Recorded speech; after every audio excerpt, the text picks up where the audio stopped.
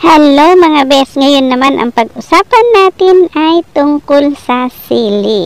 Ayan mga bes, binigyan ako ng sili. Kumbaga, pahabol o tawad sa aking biniling gulay.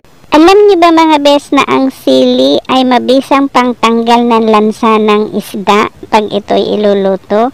Kaya ang ginagawa ko, hinuhugasan ko itong mabuti at ginugupit ko yung tangkay niya, hindi sagad. Tapos, tinutuyo ko at inilalagay ko siya plastic bago ko ilagay sa frozen. Para gagamitin ko pag ako'y mag-i-steam ng isda. Dahil yan, nakaipon ako ng free na sili. Dahil hindi naman laging may free, so keep it up.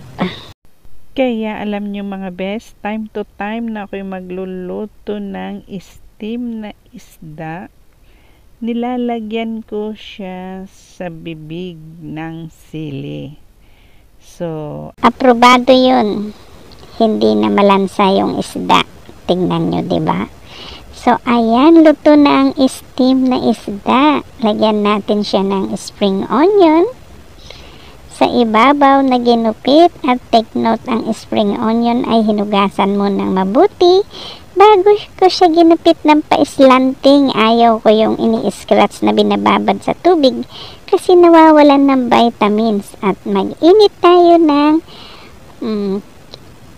mantika at ibuhos sa ibabaw pag ito'y mainit na, at patakan ng fish sauce yung toyo ba. At ayan, luto na ang steam na isda. At ihain ng mainit.